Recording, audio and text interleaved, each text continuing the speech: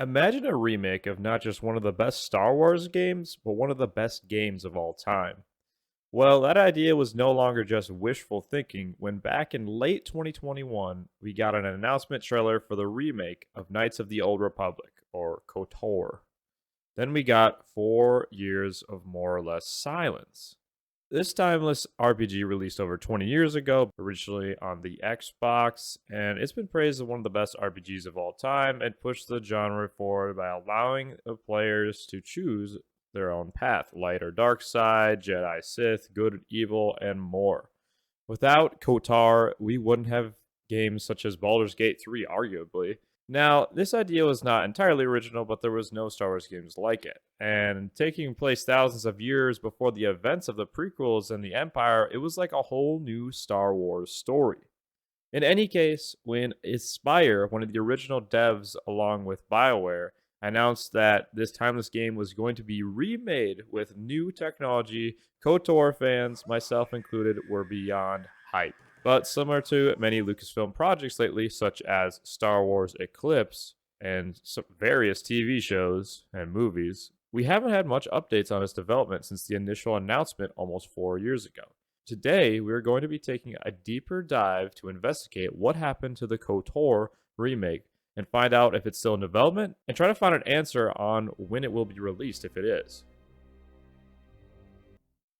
After that jaw-dropping reveal in August 2021 of the high-resolution Unreal Engine 5 Darth Revan with next-gen lighting Man, look at this lighting! and the promise of modernized combat, fans were on cloud nine, me included, but then nothing. Months turned into years with barely a whisper. What caused the silence? Well, first off, let's talk about the original plan for the game and the devs. So it was originally entrusted to Aspire Media, the devs who ported the original game to Mac and the Nintendo Switch version, and they were the ones put in charge by Sony to make the game. And Sony backed it financially, as the hope was it to be an exclusive PS5 game that would be a flagship for them. However, Aspire ran into some trouble early on.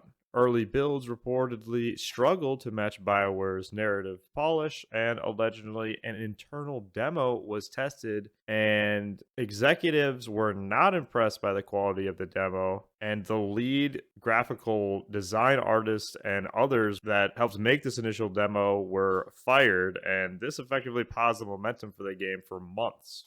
In July of 2022, Bloomberg reported that the Knights of the Old Republic remake was put on hold indefinitely after Inspire fired its art and design directors following the failed demo. This pushed back an originally planned release date to potentially 2025. How many other lies have I been told by the council? Soon after, in August 2022, Aspire was replaced by Saber Interactive, a dev company that is owned by the Embracer Group umbrella. Then, in September 2023, fans noticed that the 2021 teaser trailer had been hidden briefly, and social media posts were deleted, which only fueled more speculation about the project's fate, even though Sony claimed that the removals were due to an expired music license. Okay. On top of that, the wider Embracer Group suffered financial turmoil in late 2023. Studio closures, layoffs, and asset sell-offs created more uncertainty around every project, especially KOTOR, spawning rumors that the remake had quietly died. But during an investor meeting in May of 2023, the CEO of Embracer, Lars Wingsfors, gave kind of a non-answer when asked if it was still being remade, but it could be seen on their financial report at the time that it still had KOTOR listed in development. However, times were still tough for them financially, and to help deal with their financial troubles, they ended up in March of 2024 selling Saber Interactive for $247 million to Beacon Interactive. And with acquiring Saber, they acquired various titles they were working on, and one of them was listed as, in quotes, a previously announced AAA title game based on a major license, which without a doubt was the KOTOR remake. In April of 2024, Saber CEO Matthew Karch confirmed that Saber took the KOTOR remake with them. And Matthew Karsh said that the remake was alive and well, and that the studio was dedicated to making sure that they exceeded consumer expectation. Ooh, careful, careful when you're saying that. And that brings us to this year, 2025. As of March 2025, Saber Interactive's chief creative officer, Tim Willits, took to social media to reassure fans everything that we have talked about is still in development.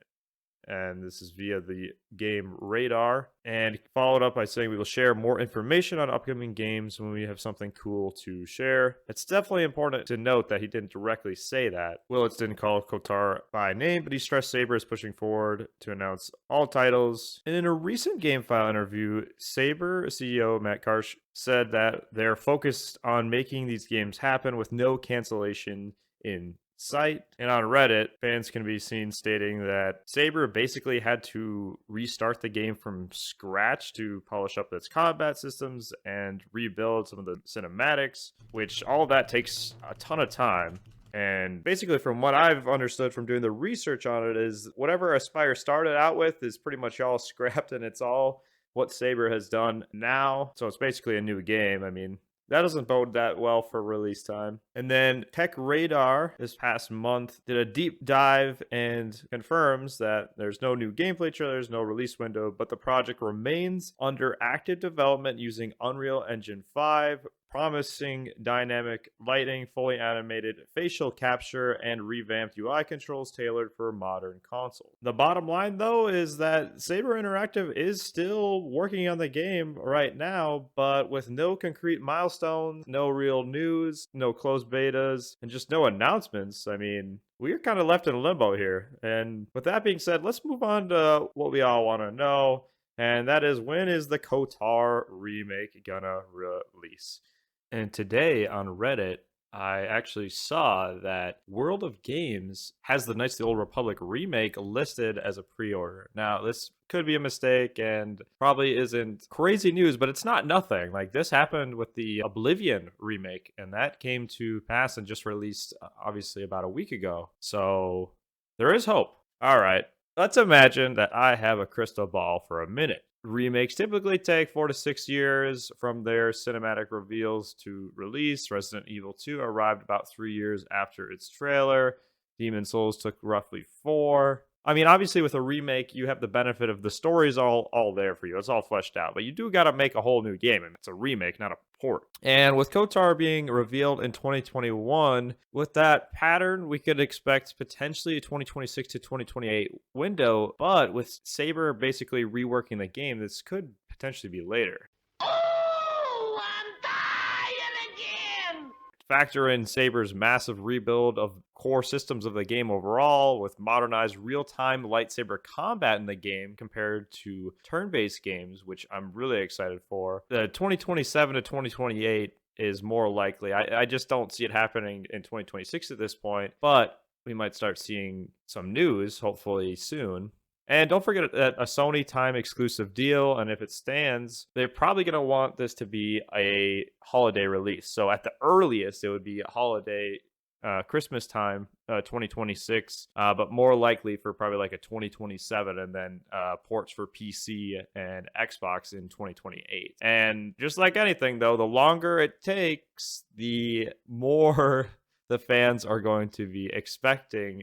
Of course, with that being said, I would prefer quality over quantity, just like with the Star Wars Eclipse situation. If we're going to get it, make it good. There's so many half-baked games these days, and especially some of these Star Wars games that have failed and are not well optimized, like Star Wars Outlaws. All in all, though, think of it with kind of an open world aspect to it. They got to make multiple planets like Dantooine, Kashyyyk, Korriban, Hunan. I mean, that's going to take a while. So perhaps we could get some kind of news during Summer Game Fest. That is literally next month, though, so that's unlikely. However, there's a PlayStation State of Play in late 2025. Maybe there could be some kind of announcement or teaser there. Yeah, but yeah, bad news. We don't know when or if we will ever get the KOTOR remake for sure. But the good news is you can still play the old KOTOR, which holds the test of time more or less just fine. And there are tons of mods ranging from ones that help with playability, especially on PC. Those are kind of needed. Or you can add new content altogether. Make sure you look up the KOTOR restoration mods if you're playing it on the PC for the first time, especially KOTOR 2. I mean, that game is a complete mess without mods that help it run. And also, shameless plug, but I've played through both games on my channel. Feel free to check them out. Playlist link below and at the end of the video. And if you enjoyed, make sure to hit that like and subscribe button. Let me know, when do you think we're going to get the KOTOR remake? I mean, honestly, if Saber doesn't do it, somebody's going to do it, because in this day and age, people, we don't come up with new ideas. We just do remakes. This is disgusting. That's just the reality of it. It's not a matter of if, it's a matter of when for this one. Unlike Star Wars Eclipse, that's a big if for me. Got more documentary research videos like this coming, Star Wars what ifs, lore, and more coming to the channel. And if you want to support further, consider becoming a member of the channel. Link in description. My memberships cost less than Twitch memberships, but it's a big help. But regardless, appreciate the support, and may the force be with you. Peace out.